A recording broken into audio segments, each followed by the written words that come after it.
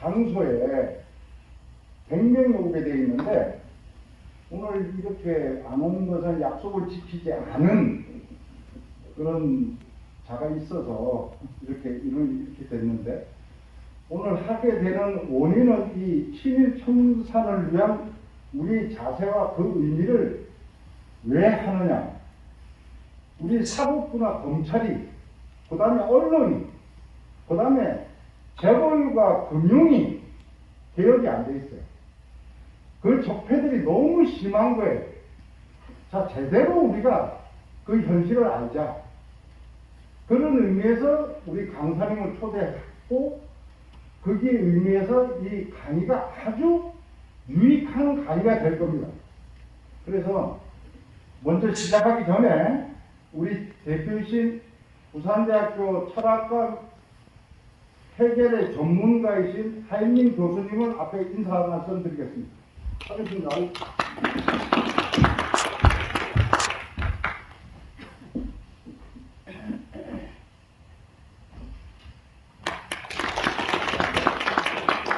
반갑습니다. 우리가 이 훌륭하신 연사님을 모셨는데 청중이 제대로 안 채워져서 연사님에게 듣지 미안하고 오늘 이 모임이 좀 더 뜻깊은 모임으로 이어졌으면 하는 마음에서 섭섭함을 금할 수 없습니다. 시점으로 봐서 여러 가지로 이 국내외적인 정세가 심상치 않을 때 우리 연사님이 평소에 많은 공부를 이 부분에 대해서 하셨다고 해서 특별히 모셨습니다. 일제청산 문제는 해방공간에서부터 제대로 이루어지지 않아서 그 질곡이 오늘까지 이르고 있습니다. 모두 시간이 너무 오래돼서 잊혀진 부분도 많이 있습니다만은 우리 사회에서 지금 우리의 현실에서 무슨 큰 문제가 생길 때마다 그 근원을 찾아 올라가 보면은 바로 이 역사 왜곡의 문제, 친일 미청산 문제 이런 거하고 전부 다 연결되어 있습니다. 그래서 이게 반쪽짜리 역사가 되다 보니까 남과 북이 통일되기 전에는 또 이 문제를 같은 목소리로 우리 민족 전체가 같은 목소리로 정리해낼 수 있는 기회도 없었기 때문에 그야말로 우리 가슴에 큰 대못이 되어가지고 항상 이리 부딪히고 저리 부딪히면서 아픔을 주고 있습니다. 그래서 이번에 우리 연사님이 이 부분을 어떻게 정리를 해 주실지 기대를 하면서 연사님을 소개해드리겠습니다. 나오십시오. 휴대폰 전부 진동으로 좀. 강사님은 서울에서 오셨습니다. 그 경실련에서도 좋은 운동을 많이 하시고 아주 현실에 대한 정확한 것을 깨뜨려 주실 겁니다. 박수를 환영합니다.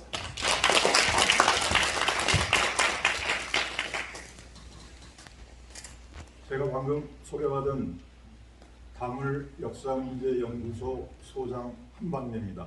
인사 올리겠습니다.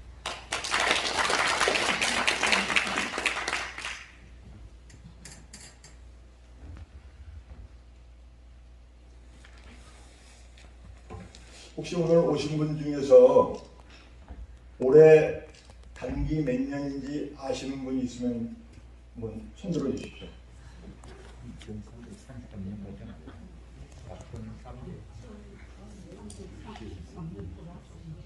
그 올해가 우리가 단기로 단기라는 것은 장군 왕건이 그 조선을 건국하던 해입니다.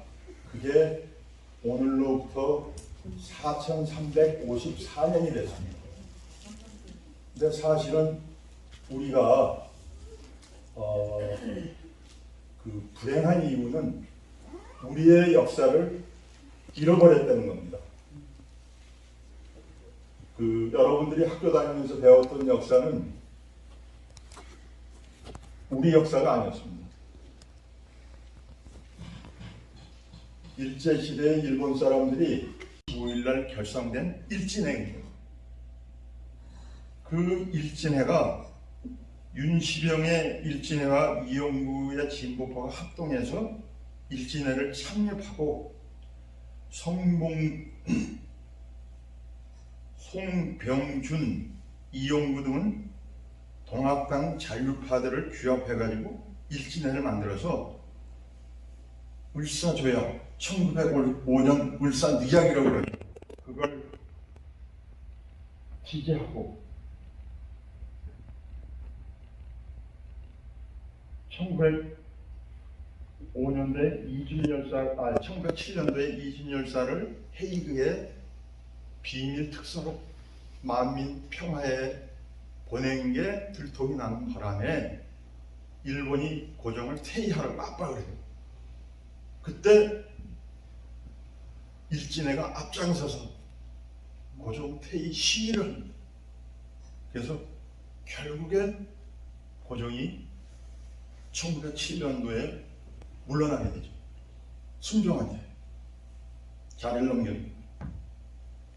그래 여기에서 일진회가 실질적으로 친일파의 뿌리가 됩니다. 그래서 우리가 합방이 되고 나서 초기 조선 총독인 대라우치가 무력으로 통치하기 시작합니다. 무력은 뭐냐? 일본 경찰이 한 게 아니고 헌병을 갖다 배치했어. 헌병과 경찰을 배치해가지고 아주 혹독하게 무단하게 통치했어요. 물론 그 원인은 1909년 10월 26일 날 안중근 의사가 하얼빈역에서 오전 9시에 이토 히로부미를 저격해서 죽게 하는 원인도 있었지만 일본은 그 과정에서 이 지구상에서 식민지를 강요하는데 우리한테만큼 아주 악독하게 했습니다. 우리를 인간 취급을 안 했어요. 그러니까 그런 과정에서 일본의 앞잡이가 돼가지고 친일을 하면서 부를 축적하고 같은 민족을 잡아다가 고문하고 죽이고 했던 사람들은 얼마나 더 악질입니까?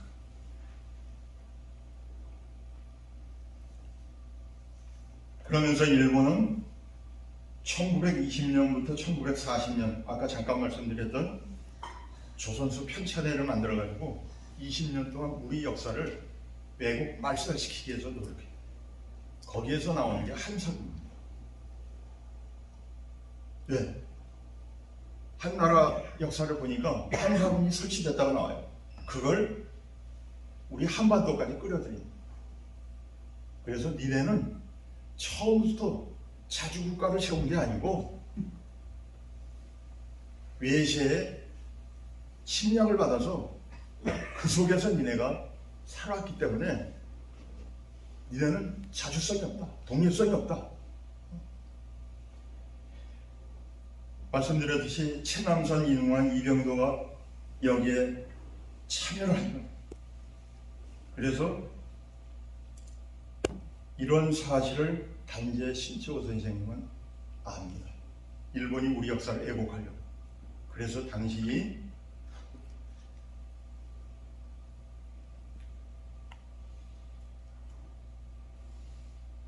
혼자서 아무 조직도 없고 자금도 없는 상태에서 동북 삼성을 누비고 다니면서 거기에서 고조선, 고구려의 역사를 찾는 그래서 거기서 뭐를 합니까? 나온 게 조선 상고사입니다.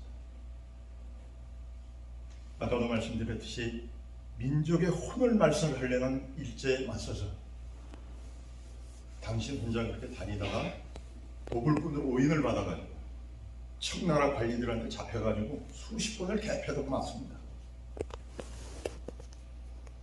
그래도 굴하지 않고 당신이 쓴 게 조선 상고사예요. 그래서 조선 상고사 첫 장에 뭐라고 쓰여 있냐면 역사는 무엇이뇨? 인류 사회의 아와 비아의 투쟁이 시간으로 발전하고 공간으로부터 확대되는 심적 활동 상태의 기록이다라고 얘기했어요. 역사가 뭐라고 평가한 인류 문명사에서 단지 신청선생처럼 정확하게 역사를 이 말로 정리한 사람이 없습니다. 우리가 아잖아요. 항시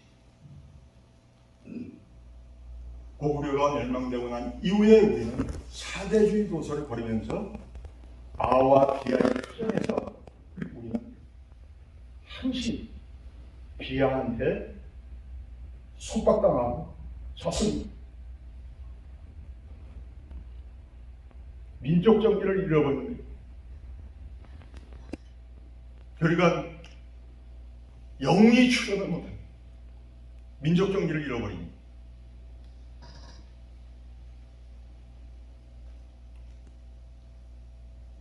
그러면서 우리가 한일운동을 시작합니다. 거기에 첫째 안중근 의사가 1909년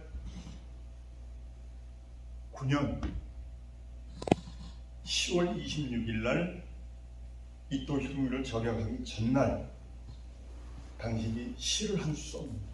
그게 뭐냐면 장구가 세상에 처하니요 그 뜻이 크도다. 때가 영웅을 만드며 sak풍의 차가움이요 피가 끓도다. 내 몸을 조국의 재단에 이렇게 쓰고 다음날 거사를 해요. 여러분도 아시다시피 그 요녕성 여순 감옥에 갇혀가지고 거기서 사형을 당하셨는데 지금까지 시신을 못 찾습니다. 안타깝게. 또 이승만 박정희 정부 때는 시신 찾을 생각도 안 했습니다.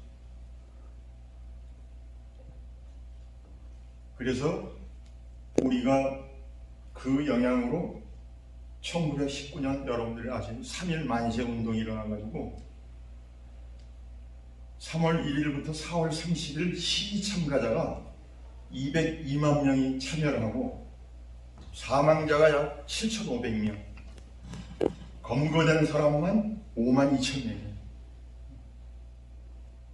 그래서 여러분들이 알고 있듯이 그 파고다 공원에서 그 독립선언 33인들이 그 만세 독립선언을 하고 만세 시위를 한 게 아니에요. 그 지금 서울 종로 YMCA 뒤에 가면 태화관이라는 그 쉽게 얘기하면 요정입니다. 그 태화관에서 모여가지고 이거 다 찍고 독립선언을 발표하고 종로경찰서에 신고해가지고 다 스스로 잡혀갑니다. 그래서 그 과정에서 기독교가 16명, 천도교가 15명, 불교에서 2명. 근데 최남선이 같은 사람은 독립선언서를 최남선이가 썼거든요. 만에 한웅 선생님이 썼는데 최남선이 독립선언이 채택이 돼요. 근데 최남선이는 1년도 안 돼서 변절해버립니다. 아까 말씀드렸지? 1919년 3월 1일 날 저기 했는데 1920년 조선수 편찬위원회에 가담을 한 거죠. 이미 변절을 해가지고. 그래서 33인이 사실은 거의 다 변절했어요. 근데 거기에 끝까지 변절하지 않는 실질적인 사람이 있었어요. 그분이 여러분들이 잘 아시는 님의 침묵을 쓰신 만해 한용운 선생님. 그 만해 한용운 선생님이 쓰신 님의 침묵보다도 그 알 수 없어라는 시가 있어요. 제가 알 수 없는 시를 낭송해 드리겠습니다. 바람도 없는 공중에 수직의 파문을 일으키며 고요히 떨어지는 오동잎은 누구의 발자취입니까? 지루한 장막 끝에 서풍에 몰려오는 무서운 검은 구름의 터진 틈으로 언뜻 보이는 푸른 하늘은 누구의 얼굴입니까? 꽃도 없는 푸른 나무를 거쳐서 애탑 위로 고요히 흐르는 알 수 없는 향기는 누구의 입김입니까? 그 노는 알지 못할 곳에서 나서 돌뿌리를 울리고 가늘게 흐르는 적은 시내는 굽이굽이 누구의 노래입니까? 연꽃 같은 발꿈치로 가히 없는 바다를 밟고 옷 같은 손으로 끝없는 하늘을 만지면서 떨어지는 해를 곱게 단장하는 저녁록은 누구의 시입니까? 타고 남은 새가 다시 기름이 됩니다. 그칠 줄을 모르고 타는 나의 가슴은 누구의 밤을 지키는 약한 등불입니까? 그 마지막 일. 타고 남은 새가 다시 기름이 됩니다. 자기의 모든 걸 다 바쳐서 다 바쳤다 생각했는데 내 기운이 없다. 근데 또 조국을 생각하니까 타고 남은 새가 다시 기름이 됩니다. 그칠 줄 모르고 타는 나의 가슴, 이 민족을 위한 그 생각은 누구의 밤을 지키는 약한 등불입니까? 나라는 빼앗기고 풍전등화에 놀렸는데 인간의 나약한 의지로 그걸 지키려니까 누구의 밤을 지키는 약한 등불. 그래서 만해 선생님은 돌아가실 때까지 성북구 성북동에 있어요.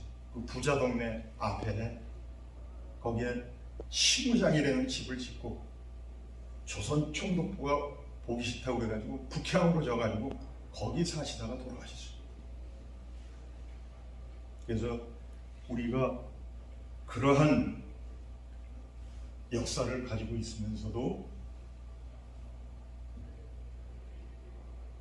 그 뜻을 이어받지 못하고 있습니다. 그 다음에 의열단이라는 게 있어요. 의열단. 여러분이 아시겠지만 김원봉. 그래서 여러분들 여기 출신인 누굽니까? 의열단 박재 의열단원이 27살 되는 해에 부산 경찰서에 경찰서장을 만나서 포탄을 투척하고 죽죠. 여러분들이 다 잘 아실 겁니다. 그 다음에 그게 1920년 9월 14일. 근데 이 박재혁 의열단이 부산 상업학교를 졸업했더라고요. 근데 이분이 구시산 비밀 결사를 조직했었어요. 그리고 그때 투척하기 전에는 무역업을 했어요. 그래서 그 다음에 최수봉 의열단이 1920년 12월 27일 날 밀양경찰서를 폭파합니다. 그리고 죽죠. 또 1921년 9월 12일 날 기릭상 의열단이 조선 총독부를 폭파해버립니다. 그리고 이때 유일하게 살아서 다시 상해로 들어와요. 탈출에 성공해가지고. 총독부로 파업했어요. 또 그 과정에서 우리는 지금 효창공원에 가시면 3.14 그 묘가 있어요. 거기에 윤봉길, 이봉창, 백정기 의사 세 분이 거기에 모셔져 있는데 1900 우리가 30년대로 들어가면 일본의 그 혹독한 저기 때문에 우리 국내에서는 그 활동을 못하게 돼 있어요. 이 항해 투쟁. 근데 그때 윤봉길 의사는 이 상하이 홍콩 공원에서 일왕 생일날 일본 군 장성들이 모여서 축하를 할 때 그 폭발을 해가지고 그 장성들을 많이 죽이죠. 근데 그리고 이제 잡혀갔는데 그거를 장개석 총통이 굉장히 높였어요. 그래서 그때부터 황포 공관학교에 한국인도 받아들이고 많은 혜택을 주기 시작합니다. 자기 중국인들도 못하는 걸 조선 사람이 했다고. 근데 일본 놈들이 또 비열한 짓을 해요. 윤봉길 의사를 잡아가지고 일본에 데려가서 총살을 할 때 아주 야비한 수준을 씁니다. 그 십자가로 나무를 만들어가지고 하는데 세워서 총살하는 게 아니고 반만 만들어가지고 무릎 꿇려놓고 총살해요. 너가 그렇게 잘났어? 네가 그렇게 의기가 좋아? 너 무릎 꿇어. 안 꿇으니까 그렇게 묶어놓고 무릎 꿇려서 묶어놓고 총살해요. 여기 정면 그 사진이 아마 방송에도 다 나왔을 거예요. 나와가지고 그 행위 자체가 아주 야비하죠. 그래서 그러한 치욕적인 역사를 우리가 갖게 되고, 여러분들이 잘 아는 장택상이라는 게 있습니다. 장택상이 애비가 장수건이라고 그러는데 그 경상북도 칠곡 출신인데 친일을 해가지고 엄청난 거부가 됐어요. 근데 그 친일하기 이전에 그 우리나라 의정부 참찬이었던 왕산 허이의 동으로 경상북도 관찰사가 돼요. 그 장택상이 아버지가 장수건이가. 근데 나중에 되고 나서 자기가 고맙다고 그 당시에 돈으로 20만 냥을 왕산선 씨한테 가져와요. 고맙습니다. 이거 받으십시오. 그러니까 왕산선 씨이 이건 안 받고 나중에 이 돈이 필요하면 그때 달라. 근데 왕산선 시장은 의병을 일으켜가지고 싸우다가 서대문 감옥에서 처형당합니다. 그러니까 그때 그 대구에서 결성된 대구 광복회 회원들이 그 총사령 박상진이가 장승환을 찾아가요. 찾아가서 야, 네가 옛날에 왕산 선생한테 20만 냥 주기라고 거 우리 독립운동해야 돼, 광복운동해야 되는데 필요하니까 다오. 그러니까 그 돈을 안 주고 밀고를 해버려요. 야, 광복회 회원들이 나한테 가서 이러더라. 그러니까 이 광복회 회원들이 이 친일파 이놈을 죽여야 되겠다 해가지고 암살해버려요. 그래서 장택상이가 어떻게 됩니까? 아들이 그 사실 모르겠어요? 그래서 장택상이라는 놈이 얼마나 옹졸하냐면 미 군정 때 수도경찰청장을 할 때 친일 경찰이었던 노덕술이다 뭐다 이 악명 높은 놈들을 그대로 다 불러들이는 거예요. 그래서 노덕술이가 어떻게 했습니까? 아까 말씀드리던 의열단 단장 김원봉이가 광복돼서 돌았는데 노덕술이 보고 잡아라고 그래가지고 노덕술이가 김원봉이를 서울역에서 체포해가지고 밀양 갔다 오는데 서울역에서 체포해가지고 데려가서 노덕술이가 뺨을 때리고 그럽니다. 장택상이 앞에서. 이게 광복이 됐다는 대한민국에서 벌어진 김은봉이가 누굽니까? 한일 무장투쟁에서 김은봉이를 빼놓고는 얘기할 수가 없어요.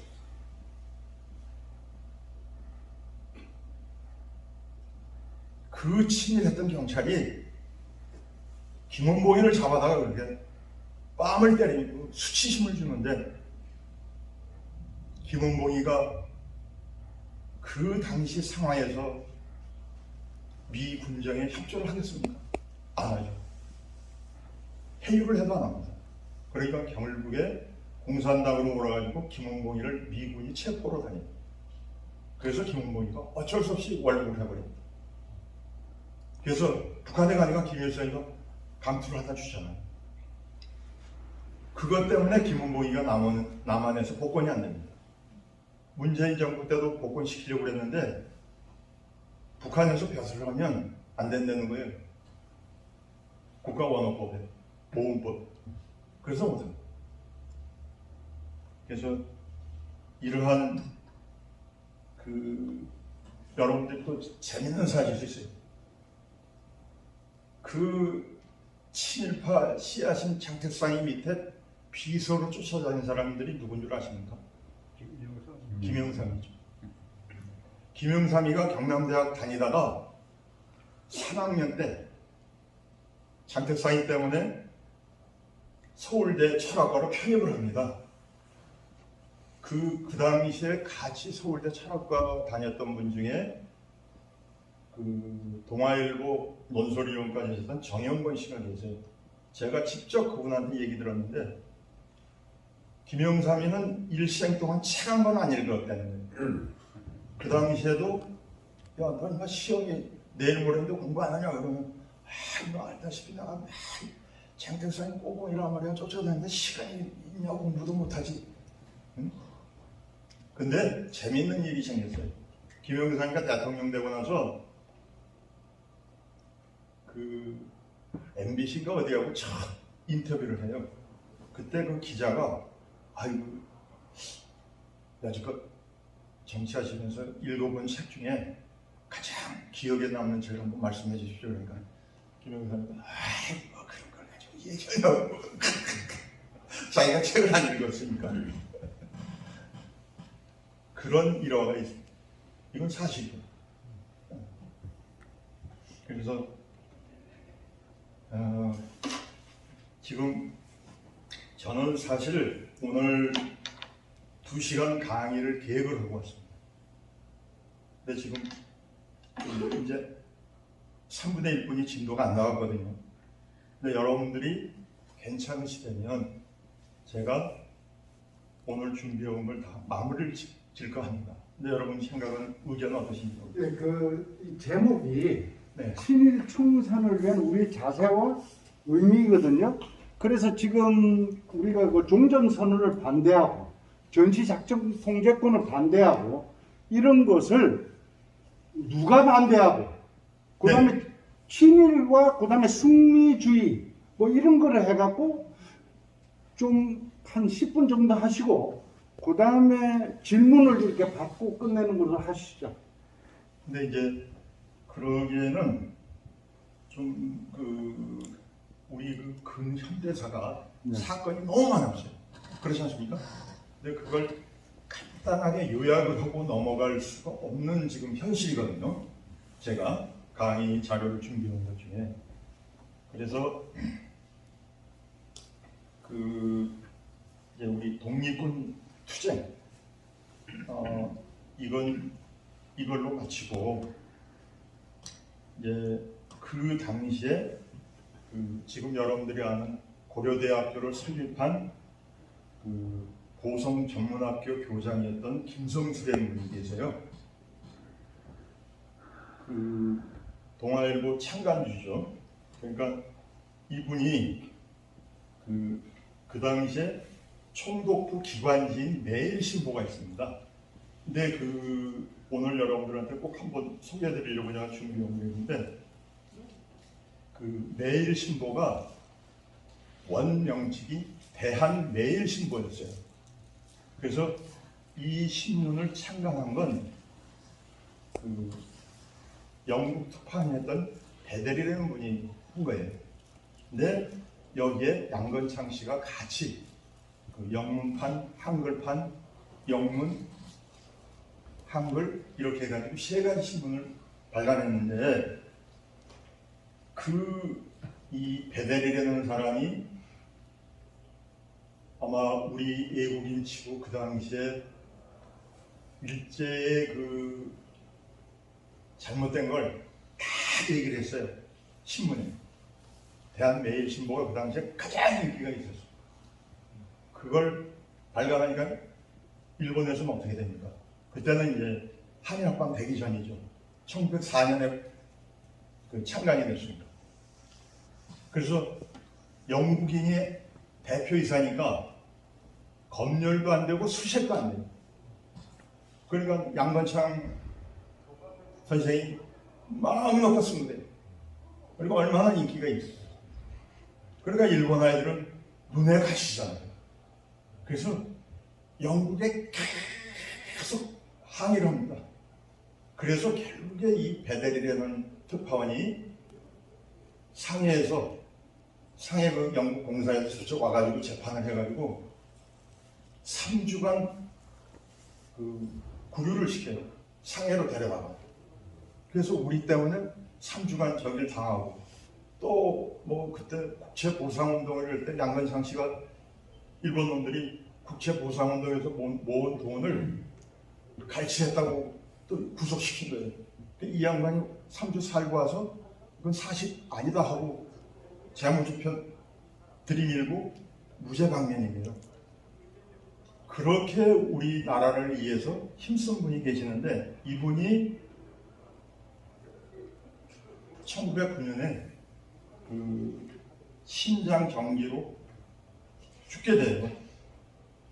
그래서 일본 아이들이 그 대한매일신보를 인수해가지고 대한자 빼고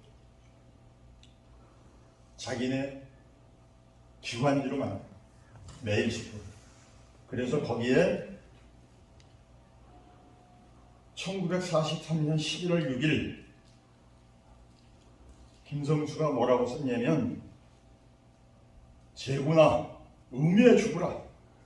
대동아 성전에 목숨을 바쳐라. 일본은 3000년이라는 오랫동안 금일의 제국의 광명을 빛내는데 온갖 의무를 수행하여 왔는데 우리는 겨우 그동안 30년뿐이 안 됐잖아요. 근데 뭘 망설이냐? 광환이 나가서 황국을 위해서 싸우다 죽으라고 매일신보에 기고를 합니다. 그게 친일 논설 선집에 실려 있습니다.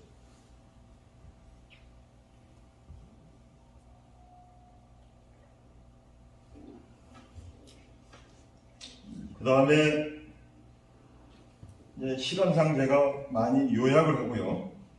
우리가 가장 중요하게 여겨야 되는 게 그 미국 아이들이 1942년부터 일본이 패망한다는 걸 알고 있었어요. 그러면서 우리 조선을 어떻게 해야 될 건가?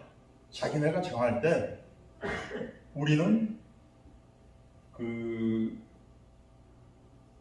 연합국에 속한 나라는 즉각 독립, 적성국에 속한 나라는 군사점령, 특수지휘국가는 특별한 보호 감옥이 필요하다고 얘기할 때 우리는 어디에 속하면 특수지휘국가에 포함이 되면서 이 자체가 나중에 여러분들이 알게 되는 신탁통치력 되는 거죠. 모스크바 3.3회담에서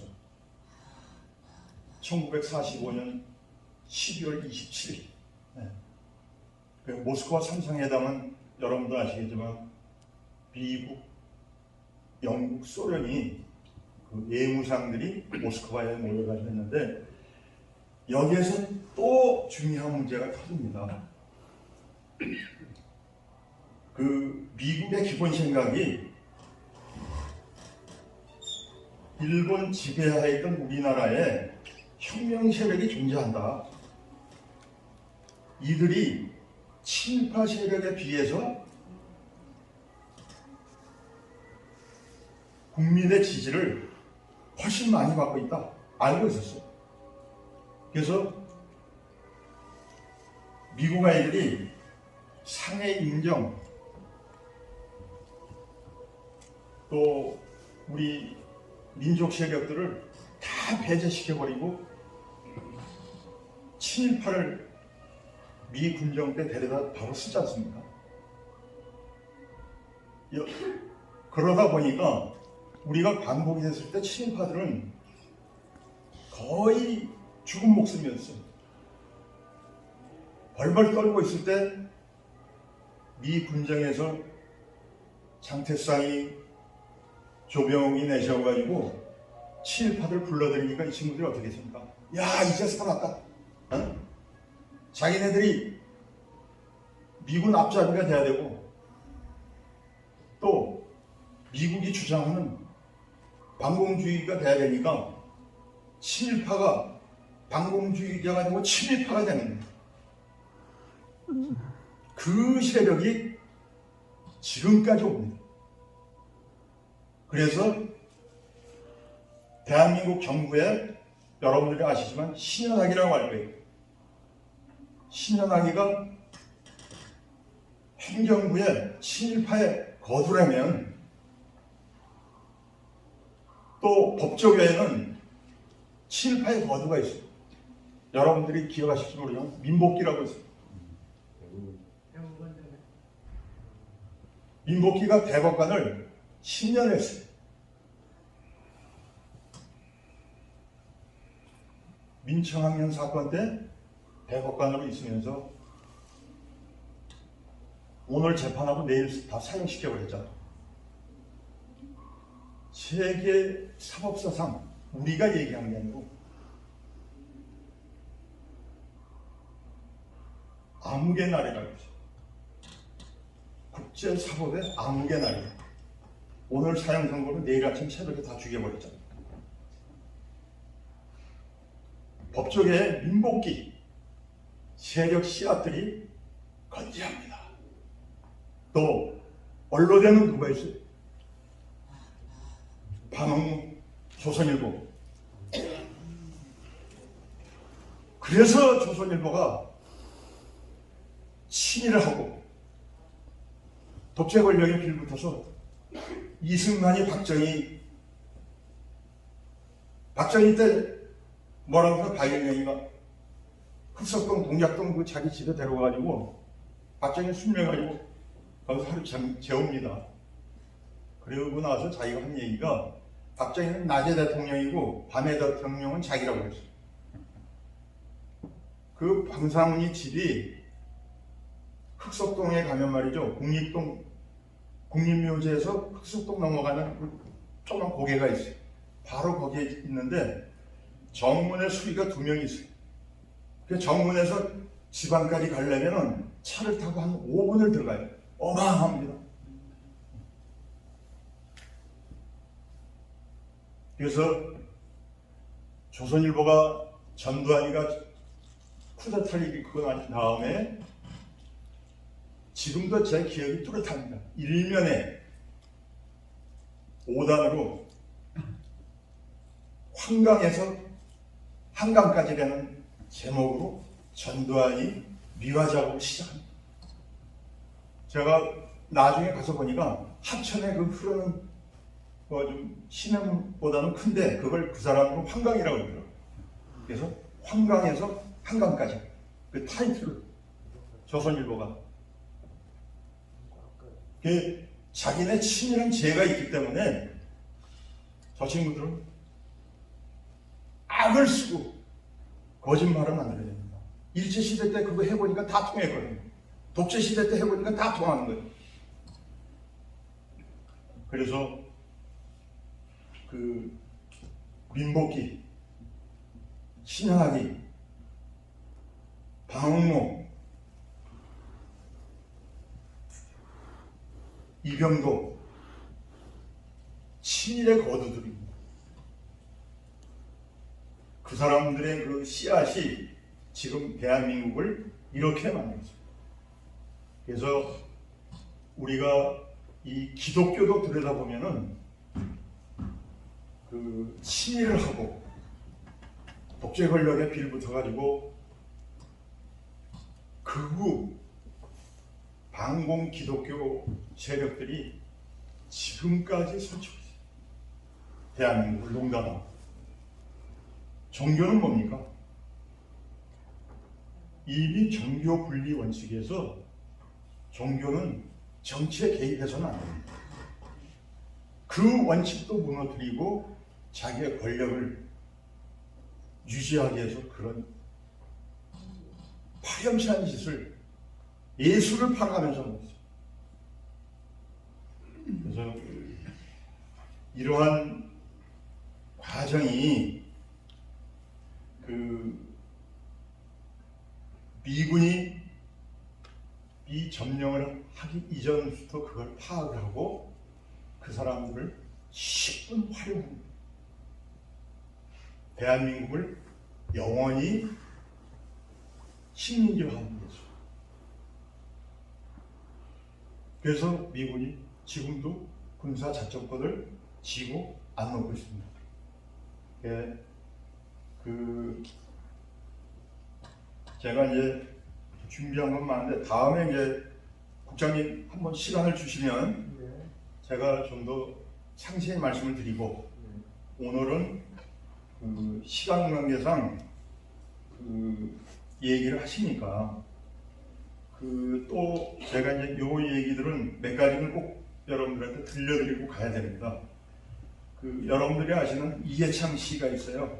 이해창 씨가 뭐 대쪽이다 뭐다 하는데 사실은 아주 기회주의자고 나쁜 놈입니다. 이해창이 애비가 일제시대 때 검사 주사복을 해요. 그래서 저 황해도 제가 그 군은 잊어먹었는데 거기 보령인가 뭐 거기도 보령이더라고요. 거기에 검사 주사복을 하면서 양민들한테 공갈치고 이걸 많이 뜯으니까 양민들이 일제 총독부에다가 투서를 해요. 이해창이 애기 때문에 이거 못 살겠다. 그런 나쁜 짓을 했는데 그 자식이 대쪽이 되겠습니까? 그래서 광복이 되고 나서 일제 판검사들이 빠져나가고 부족하니까 약식 시험을 쳐가지고 이해창 애비가 판사를 합니다. 그래가지고 지금 전남 나주 지방법원에 판사로 내려가요.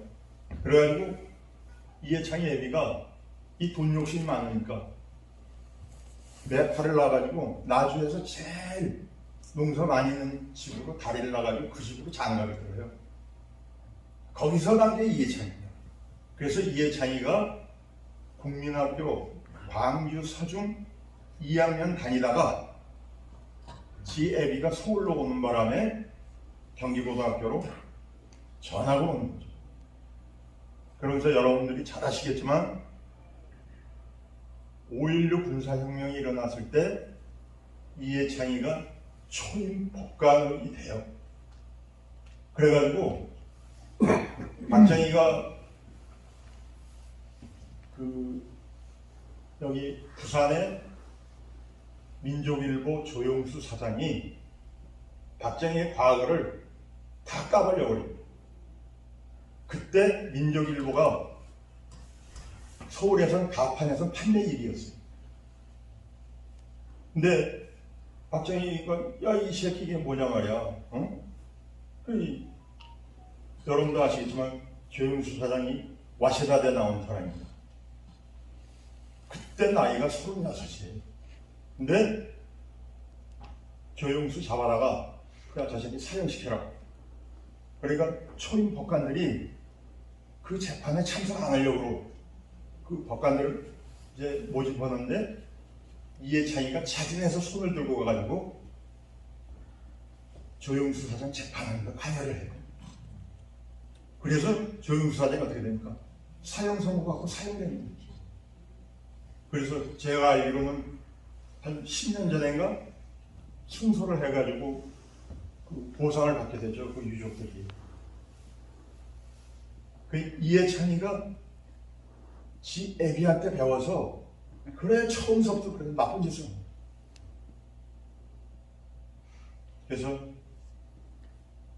저는 이해찬이가 대한민국 대통령이 안 된 게 정말 그나마 그때 김대중 씨하고 한번 붙어서 졌고 노무현 대통령하고 붙어서 졌잖아요. 그러니까 그런 그 과정이 그나마라도 뭔가 우리가 일을 할 수 있는 그 운명적인 계기를 만들어주지 않냐고. 정말 이해찬이가 됐으면 큰일 났습니다. 그래서 제가 그때 대선 10일 남겨두고 여론조사에서 형편없었거든요. 노무현 대통령이. 그래서 제가 답답한 마음에 강화도 만이산 가가지고 밤 12시에 횃불 8개 밝히고 하늘에 고쳐냈어요. 저런 나쁜 놈이 대통령이 되면 남북 통일은 멀어집니다. 친일과 척결은 더 멀어집니다. 정말 저 개자식을 떨어뜨리게 해주십시오. 그래, 그 강화도 만이산이 감제고지예요. 북한에서도 다 보입니다. 근데 밤 12시에 햇불이 8개 올라가니까 난리가 나죠. 그게 해병대들이 지키는 데인데 그 나쁜 놈이 국민들을 눈속임해가지고 대쪽이라고 그런 엉터리 같은 얘기예요. 집권을 하려고 했는데 어떻게 했습니까? 대기업에서 트럭으로 차 뛰기 해서 돈 다 받아먹었잖아요. 제가 그 이해찬이 국무총리 할 때 그 비서실장 하던 아이가 끝까지 쫓아다녔습니다. 그 친동생이 저하고 같은 클럽에서 운동을 하는데 이 자식이 이해찬이가 뭐 대통령 다 된 것처럼 목에 힘주고 의시되더라고요. 그래서 제가 저 사우나에 앉아서 운동 끝나고 야 이 개자식아 막 이해찬이가 대통령이 되더라도 너 같은 놈한테 내가 고개 안 숙여. 그럼 건방 떨지 마라. 그리고 제가 이제 말하는데 잘 안 된 겁니다. 그리고 이 여러분들이 아시다시피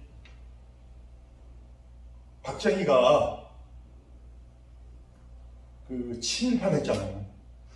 그래서 만주 사강학교를 2년제를 1등으로 졸업을 하는데 1등에서 5등까지는 일본 육사 3학년으로 편입되게 돼 있습니다. 그래서 박정희가 선서하고 졸업생 대표로 일본 육사 3학년으로 가죠. 근데 나중에 박정희가 친일을 하다가 또 남로당 가입을 합니다. 국군 내 남로당 조직책을 했어요. 근데 박정희가 그 4.3 사태가 끝나고 숙군 작업에 들어갈 때 남로당 조직책이라는 게 탄로가 나서 체포가 돼서 사형 선고를 받았어요. 그때 박정희가 자기를 살려달라고 미 정보기관한테 얘기하니까 미 정보기관이 너 그러면 공을 세워라 살려줄 테니까. 그래서 국군 내에 남로당 명당 3,000명을 주고 박정희가 풀려나요.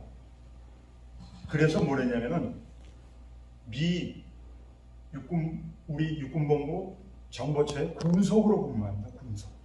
네. 그러다가 기회를 봐서 복권이 돼가지고 대위로 다시 복권을 하죠. 대위 때 칠포돼가지고. 그때 그 밀거래를 할 때 누가 있었냐면 백선영이가 거기에 직접적인 관여를 합니다.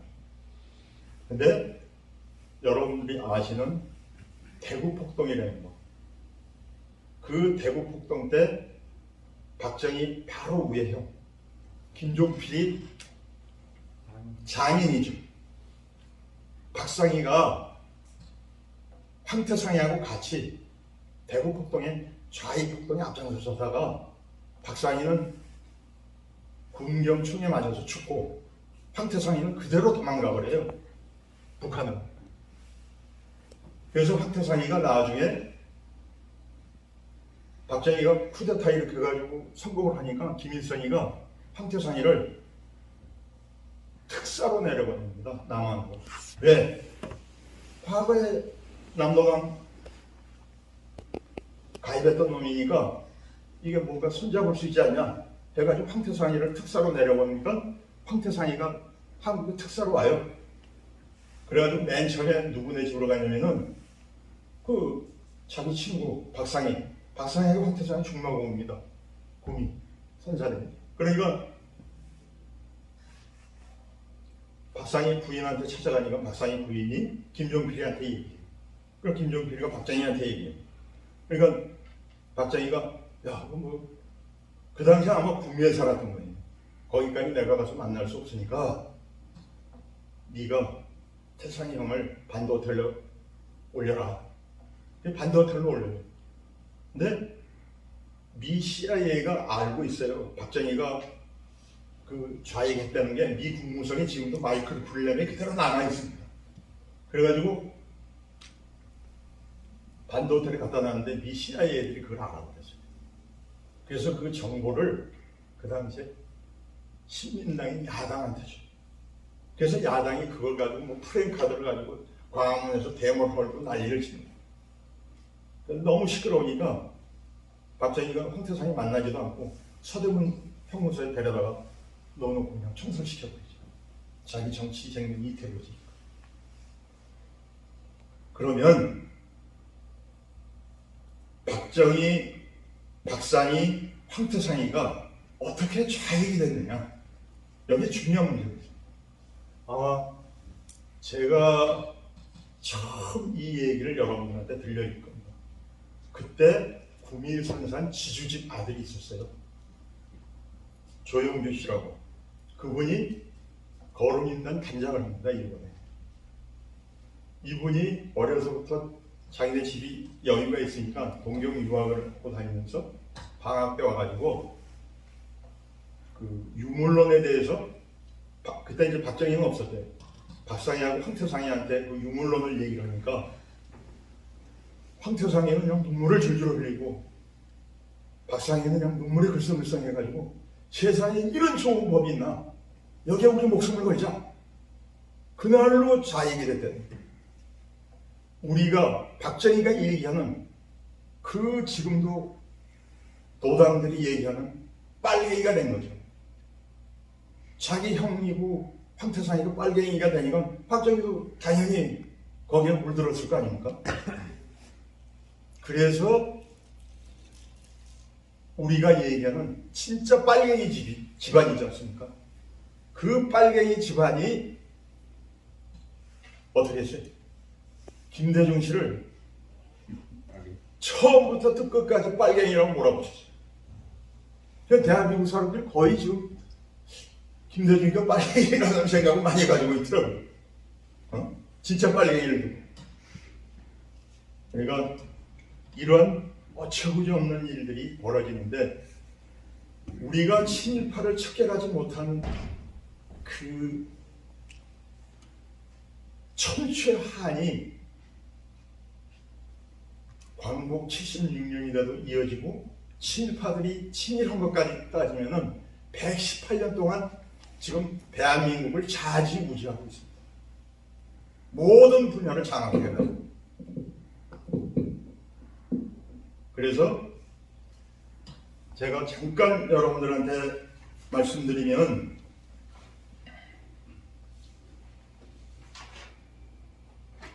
불란서는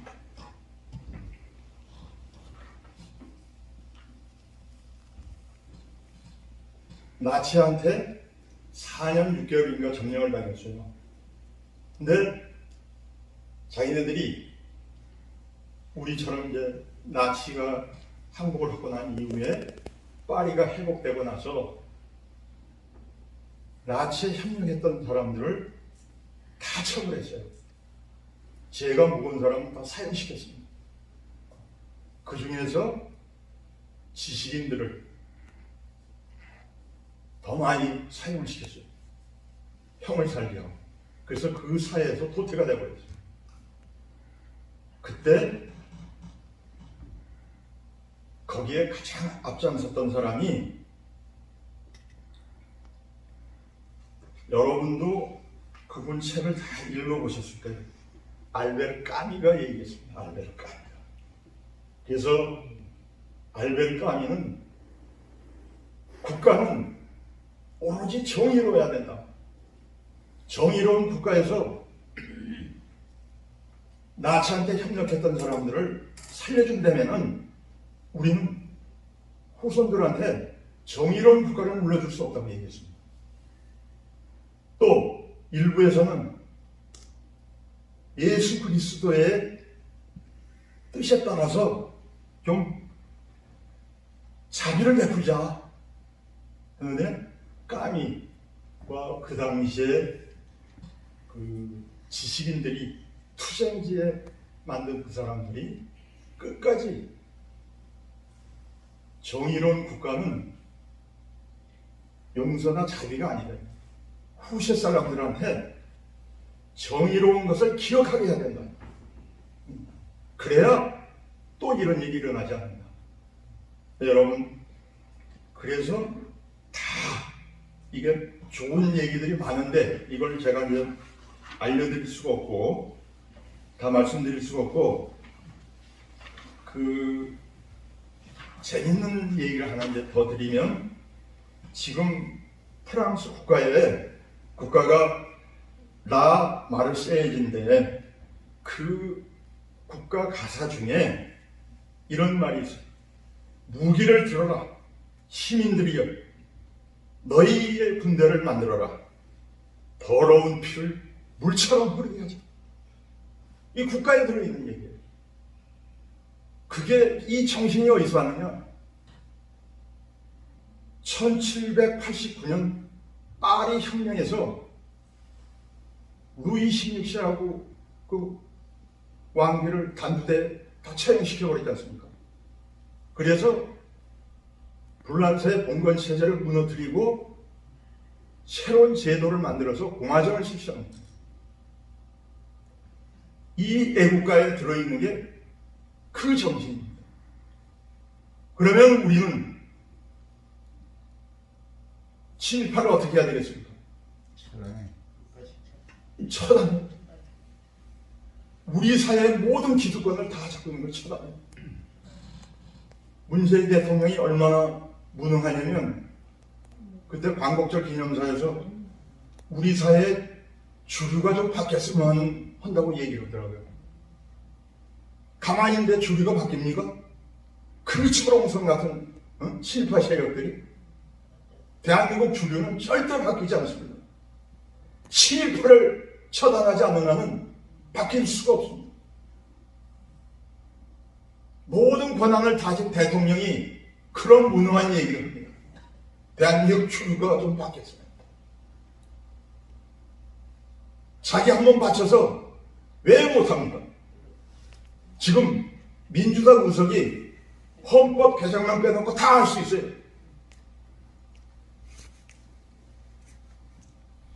그걸 알고도 안 하고 지금 국가보안법이 발의를 해가지고 뜻 있는 분들이 국회에 제출했는데 그거 처리도 안 하고 있습니다.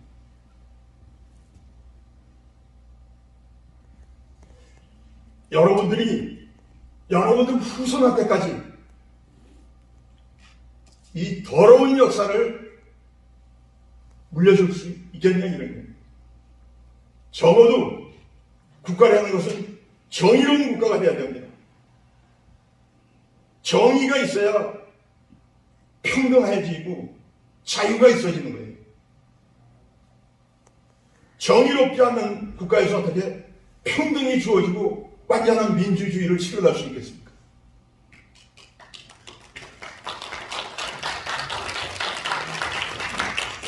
그래서 우리는 이 암흑과 같고 더러운 역사를 118 8년 동안 지금도 간직하고 가고 있습니다. 우리의 정신에는 우리 자신도 모르게 노예, 종의 근성이 배어 있습니다. 우리의 현실이 어떻게 놓여 있는지도 모르고 있습니다. 이 암담한 현실을 헤쳐나가려면 아주 깜깜한 암흑에 빛 하나라도 있으면 그 빛을 찾아갈 텐데 그 빛마저도 없습니다.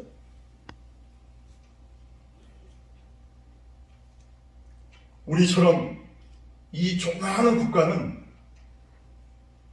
단결이 돼야 돼요. 그래야 에이시아를 물리칠 수 있는데 남북이 분단되어 있죠. 남쪽은 친일파가 다 장악하고 있죠. 어떻게 단결이 됩니까?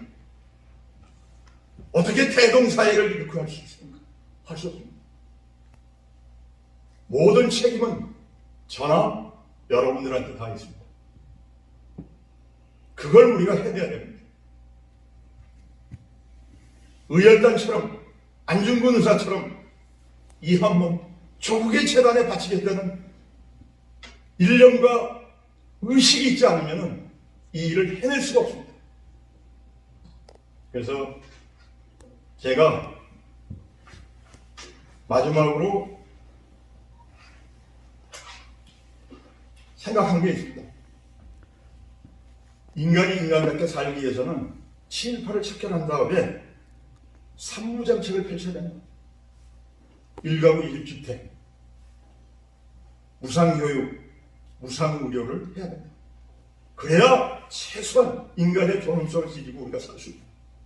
이제는 우리가 자본주의의 폐단, 사회주의의 폐단 다 경험했습니다. 우리만의 제3의 길을 모색하고 제도를 만듭니다. 제가 역사를 공부하면서 느낀 게 뭐냐면은 인간은 어떠한 사상과 종교도 인간의 욕망과 탐욕을 순화시킬 수 없다는 결론입니다.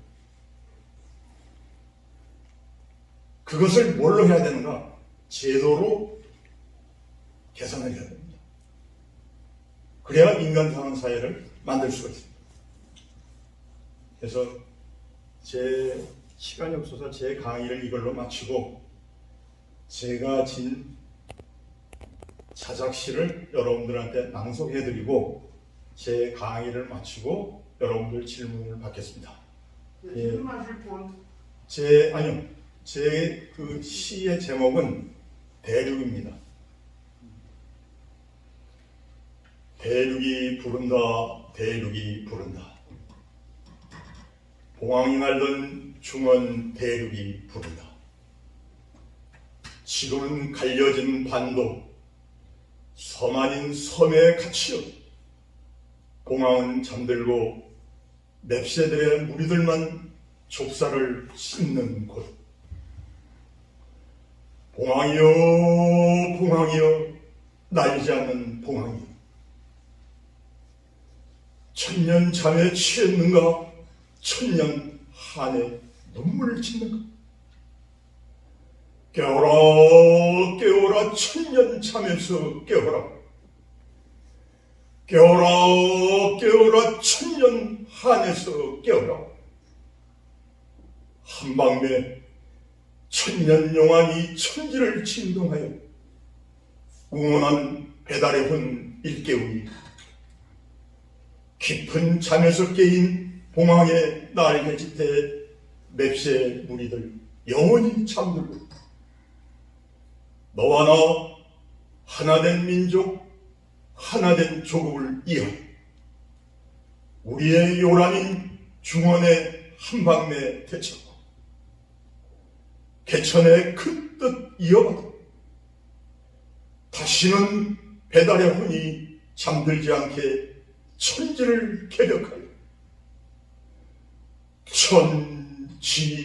천지인 하나 되어 온 누리의 홍익을 펼치어 보시게. 네, 이제 질문하실 분 질문해 주십시오. 질문하실 분. 마이크? 아니, 마이크 드릴게. 자, 우조 박사님. 질문 한 번 해주세요. 예, 잘 들었습니다. 네, 근데 오늘날 제일 문제가 지금 남남 갈등하는 거, 네. 우리 사회 내의 양극화 갈등, 네, 이거를 어떻게 하면 고칠까? 특히 이제 언론 쪽이 네, 조선일보 그래서 방응모 그 가문이나 그 역사를 좀 더 해줄 수 있다면 언론에 대한 거하고 하면서 그걸 갈등을 우리 내부의 이 어떤 거짓 언론이든 이런 거에 대해서 좀 듣고 싶습니다. 네. 그러시면 제가 시간이 저기 하시니까 간단하게 말씀드려 조선일보의 그 속사를 한 예를 들어서 잠깐 말씀드릴게요. 그 박정희가 여러분들 옛날 그 김윤환 씨라고 얘기 들으셨죠? 김윤환 대구 출신 그 자기 호가 허준데 김윤환 씨 형이 대구 폭동 때 그 북한 대저하고 계급장을 달고 하다가 이제 저기 됐는데 그 박정희가 우리나라 그 좌익을 하면서 이름이 많이 올라갔던 사람들이 있어요. 그 사람들을 미 군정청에서 미 점령할 때 이미 다 파악을 해가지고 국무성 마이크로필름에 다 넣어놨습니다. 그래서 박정희가 집권하고 나가지고 그걸 빼서 좀 없애야 되는데 그 국무성 마이크로필름들인 걸 빼서 없앨 수가 없잖아요. 접근도 안 되지만. 근데 그 한국 사람 중에 한 사람이 그걸 알았어요. 박정희가 그걸 빼려고 한다는 거. 그러니까 이 친구가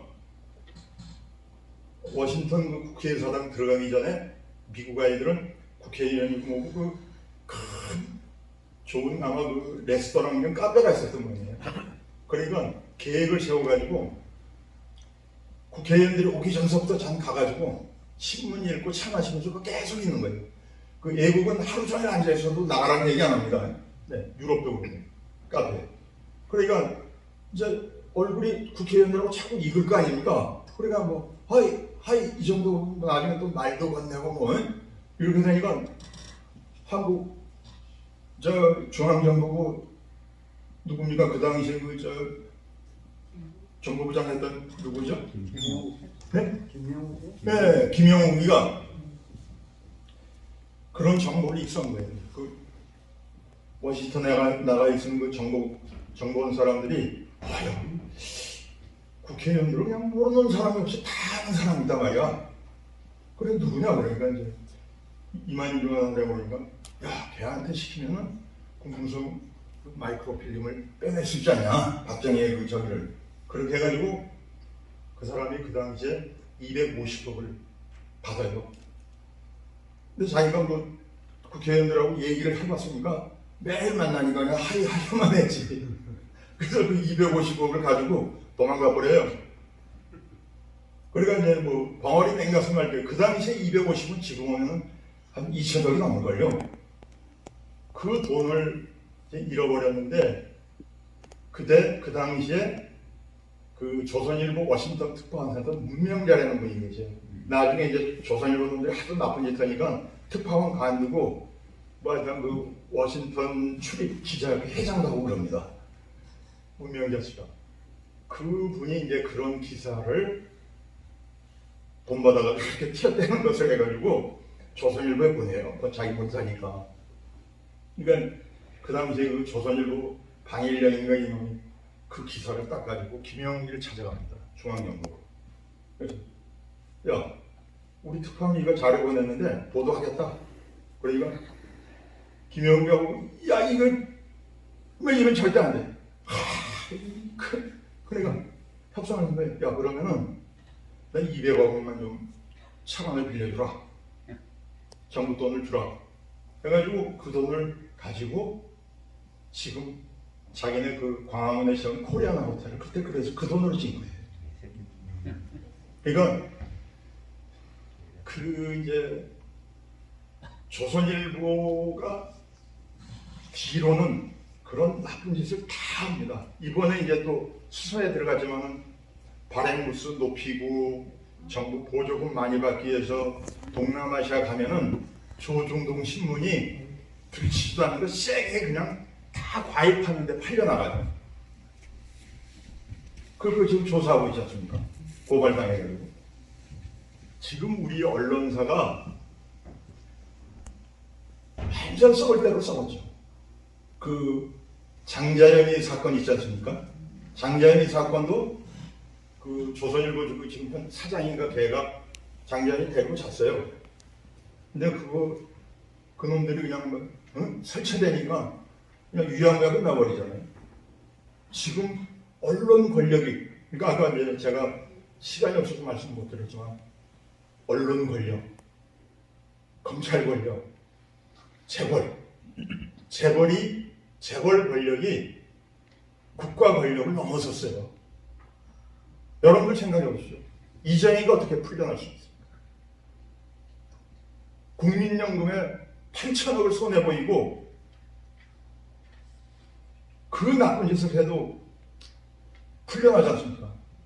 그 이유는 언론 권력이 정부 권력을 넘어섰어요. 그러니까 거기에 국회의원들이 뭐합니까? 뒷돈 받아먹고 다 써먹다 빠졌죠. 여당 야당 따질 거 없이. 그 로비에 의해서. 그래서 아까도 제가 말씀드렸듯이 모든 분야, 기독교까지도. 기독교가 권력화됐잖아요. 그 누굽니까? 저 성북동의 정광훈이 그놈이 결국에 자기 정책이었다고 기독교 혁명당을 만들었잖아요. 네? 그런 미친놈도 있습니다. 그러면 이걸 우리가 어떻게 해야 될 건가? 방법이 두 가지가 있어요. 양극화나 모든 문제를 해결하는 건 아까 제가 말씀드렸잖아요. 산무정책, 1가구 1주택, 병원비, 학교, 대학까지 다 무상으로 해야 된다는 그 얘기가 바로 그겁니다. 모든 걸 해소할 수 있고 그 대신 전제 조건이 있어요. 임시정부에서 명문화했던 토지를 국유화해야 돼요. 그러면 지금의 이 아파트 투기 뭐 이런 거 다 없어지지 않습니까? 한 가지 제가 실례로 들면 아파트 임대를 하는 사람이 132채를 갖고 있어요. 아파트를. 근데 이 사람이 어떻게 132채를 가지고 임대를 하냐? 계약을 할 때 언빵한 사람 만나면 어떻게 계약서에 장난을 넣어가지고 아파트 전세금을 다 떼먹어버려요. 그걸 지금 법이 잘못되어 있다 보니까 제대로 처벌을 못하고 있는 거예요. 그런 식으로 해가지고 132채를 갖고 있더라고요. 이게 나랍니까? 그러니까 친일파를 척결하지 않는 한은 여기서 해결할 수도 없어요. 이 사회의 혼란을 바로잡을 수도 없습니다. 제 질문이 답이 되는지 모르겠습니다. 네. 자, 배우장님 해보시죠. 저 배달이라고 합니다. 예. 좋은 말씀 잘 들었습니다. 감명 깊게 들었습니다. 지금 선생님께서는 우리나라가 이 지경에 이런 것이 모두가 친일파들의 그 적폐로 인해서 이런 어떤 현상이 벌어지고 있다고 이렇게 말씀하셨는데, 네. 그 친일파들이 발붙이고 있는 그 배후 세력은 그 친일파들을 이용해서 권력을 유지하도록 하는 외세가 네. 주범이고, 네. 그 친일파들은 오히려 앞잡이죠. 종범이라는 이런 어떤, 저는 이렇게 생각하는데, 예. 근본적으로 문제가 해결되려 할 것 같으면 주범을 쳐 없애야지, 종범을 쳐 없앤다 이래가지고 나라가 평화롭게 되겠느냐? 네. 또 새로운 종범이, 새로운 하수인이 또 나타날 것 알겠습니까? 그렇기 때문에 근원적으로 문제를 해결하려고 그러면은 그 주민 외세를 척결하는 것이 가장 옳은 방법론이 아닌가 저는 이렇게 생각하는데 선생님의 견해는 어떠신지 조금 말씀해 주시면 고맙겠습니다. 네, 감사합니다. 제가 거기에 대해서 확실하게 답변을 드리겠습니다. 아까 제가 이제 시간이 없어서 그 미국에 대한 미국이 우리나라에 가지고 있는 정책이나 또 처음부터 가지고 있던 그 생각들이 거의 우리를 국가로 인정을 안 했어요. 그러다 보니까 그 말씀드렸듯이 바둑판의 돌처럼 자기네 뜻대로 다 어디다 넣고 싶으면 놓는 거예요. 그러니까 그게 뭐냐면 그 아프리카를 영국하고 불란사이들이 지네 마음대로 지도 갖다 놓고 줄로 쫙쫙 그어가지고 해서 여러분들 아프리카 지도를 자세히 보시면 국경이 다 일직선으로 잘 돼 있어요. 예. 그 사실 지금 말씀하신 것 중에 그 근원적인 뿌리는 영국에 있습니다. 영국이 그 윌슨 제독이 엘리자베스 1세 때 그 스페인 무적 함대를 물리치면서부터 그 항해술이 엄청 발달됐거든요. 그걸로 전 세계를 누비고 다니면서 나쁜 짓은 다 했거든요. 그러면 오늘날 미국을 건국하고 세운 놈들이 누굽니까? 다 그 놈들 아닙니까? 여러분들이 교과서에서 배우는 그 누굽니까? 그 초대 대통령 조지 워싱턴이 그 당시에 미국의 땅을 제일 많이 가지고 있었어요. 그 미국이 1776년 7월 4일이 독립기념일입니다. 근데 그 친구들이 그 제퍼슨이고 이렇게 모여가지고 그 당시에 영국 아이들이 자꾸 지네 재정이 국내 재정이 안 좋아지니까 세금을 많이 물렸어요. 근데 제퍼슨이고 조지 워싱턴이고 그 무리들이 그 당시에 밀수를 많이 했어요. 세금 안 내고요. 그 밀수왕들입니다. 그래서 자꾸 돈을 많이 뜯어가니까 야 우리 저 자식들한테 돈 뜯기느니 우리끼리 독립해가지고 세금 내지 말자. 그래 결국에 지금 미국의 주류 세력들이 영국 아닙니까? 그래서 영국하고 미국하고 그렇게 바뀌니까 지금 영국 아이들은 미국의 꽁마니만 따라다니잖아요. 그러면서 미국 아이들이 전 세계를 제국을 건설할 때 과거처럼 직접 통치를 안 하는 거예요. 간접 통치를 하는 거죠. 우리도 지금 간접 통치를 받고 있는 거지 않습니까? 그런데 그 수법이 영국한테 다 배운 거예요. 그리고 제가 이제 사실은 오늘 그 준비해온 것 중에 미국의 그 아주 그 재밌는 얘기를 하나 가지고 왔어요. 근데 그 시간으로 인해서 말씀을 못 드리는데 미국 사람들이 그 인디안들 그 땅을 뺏고 인디안들을 특히 그 독립하기 전에 영국 아이들이 어마어마하게 죽였어요. 그럼 뭘 잔인하게 죽였냐면 인디안들한테 담요를 넣어줬어요. 걔네들은 지구를 안 지고 사니까. 근데 그 담요에 세균을 다 뿌려가지고 줘서 세균에 감염돼서 인디안들이 무지하게 죽어버렸습니다. 그러니까 처음부터 그런 악질적인 행동을 자신 있게 했는데 그 독립선언 중에 한 가지 재밌는 게 있어요.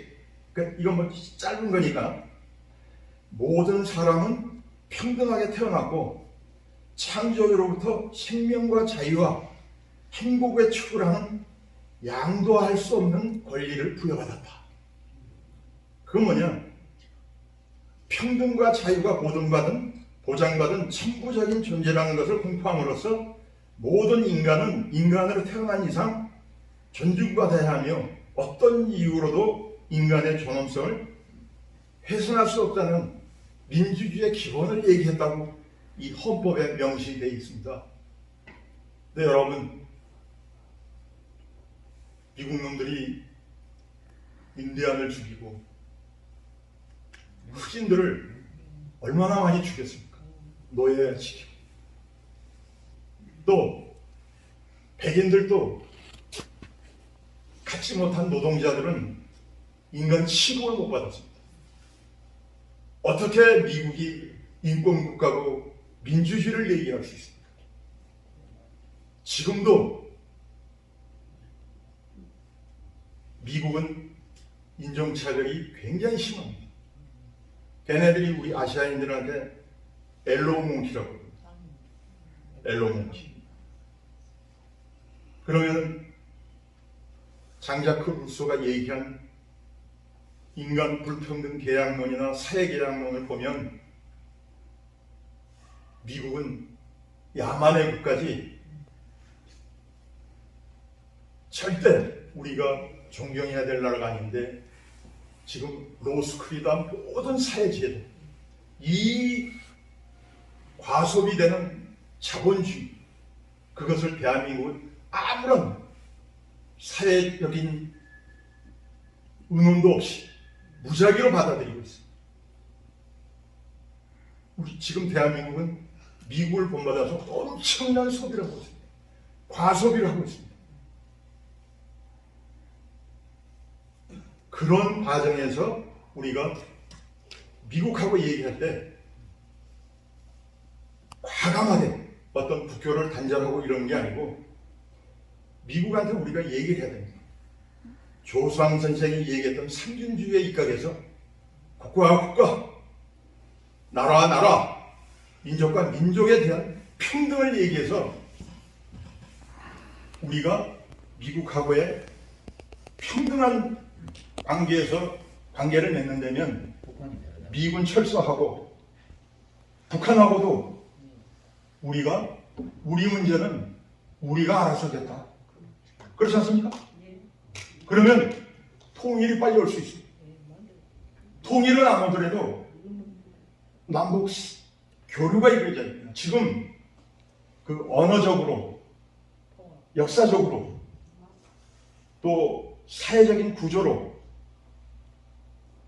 분단 76년 동안 엄청난 이질감을 서로가 느끼고 있어요. 그 이질감을 극복하기 위해서는 뭐 해야 됩니까? 대화가 필요하잖아요. 서로가 자꾸 만나서 대화로 그 이질감을 해소하지 않는 한은 어떤 물리적으로 해결되는 게 아니지 않습니까? 그래서 이걸 우리가 바로잡기 위해서는 외세의 힘을 배제하고 우리끼리 할 수 있는 그 자체는 조수왕 선생이 얘기했던 삼균주의입니다.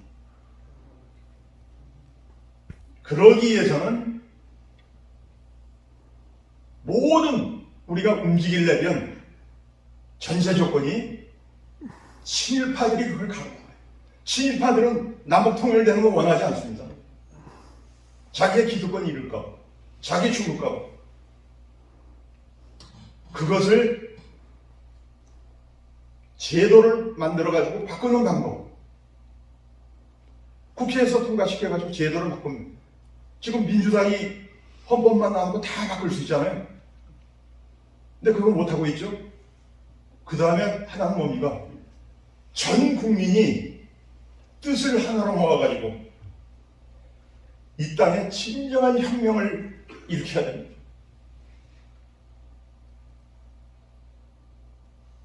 완전히 우리 사회를 변화시키기 위해서는 혁명이 아니고는 방법이 없습니다. 저들의 힘이 너무 막강합니다. 우리의 민초들이 그 일을 해야 됩니다. 의열단들은 나라를 찾겠다고 자기 목숨 초계처럼 버렸지 않습니까? 왜 우리는 그걸 못하겠습니까? 우리가 부끄러운 후손이 안 되려면 저는 그래서 혁명이라고 그러면 박정희 때 잡아갔으니까 그걸 천지개벽이라고 그랬습니다. 제가 그래서 아까 제 시에도 천지개벽이라는 얘기가 그 얘기입니다. 그래서 더 이상 우리가 뭘 바라겠습니까? 정의로운 국가, 모든 국민이 노무현 대통령이 했던 사람 사는 세상을 만들어야 돼요. 또 질문해 주십니다. 이제 끝마치고 전부 단체 사진 한번 찍겠습니다. 단상으로 전부 올라가 주시죠. 네. 수고하셨습니다. 예, 끝났습니다. 예. 박수 한번. 자, 올라오세요. 우수님 올라오세요. 빨리 올라오세요, 전부. 빨리 올라오세요. 네. 이쪽으로 주세요, 이쪽으로. 자, 여기에 한칸 이렇게 내려오시고. 올라오세요, 올라오세요. 네, 앉아주세요. 네, 앞에는 자 잘생긴 사람 앞에 앉읍시다. 빨리 오세요, 빨리. 자, 올라오세요, 올라오세요. 네, 올라오세요. 어이, 아니 총장님 제가 찍을게요.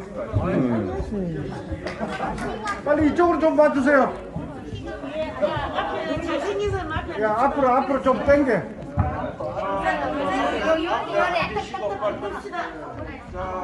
아니, 좀 안. 같은 밀접을 자, 이쪽으로 좀 보세요. 예, 예. 한 칸 더 내려 앉으셔도 됩니다. 한 칸 더. 한 칸 더 내려오세요. 그 뒷분들이 안 보이거든. 뒷분들이 안 보여. 한 칸 안 내리세요. 그 뒷분들이 안 좀 보여. 서보세요. 앞에는 앞줄은 조금 숙이세요. 예, 그 뒷줄에 이렇게 쓰시고. 2단 옆차기로 딱 오로 앉아라. 수그리고 그쪽에는 그 어디에요? 참새시 한 칸 더 내려오세요. 괜찮네 봐라. 한칸 내려오면 안 되겠다. 이 걸리. 마스크는 어쩔 거야. 여기는 끼고 하나, 둘. 자, 한결에 그럼 화이팅이다. 네, 네. 자, 앉으세요. 한결에! 파이팅! 에이씨. 다시, 한결에! 파이팅! 그 길게 한 사람들은 전부 잘린다. 찍었어요? 총장님 안 쓰십니까? 됐어요. 찍었어요. 아니 아, 네.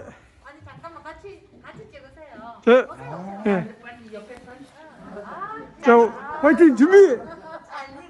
화이팅. 예, 됐습니다. 오늘 위가 이가 아니고 이렇게 꽂히다 됐다. 이자 어떻게 알아요? 아, 나 평평입니다.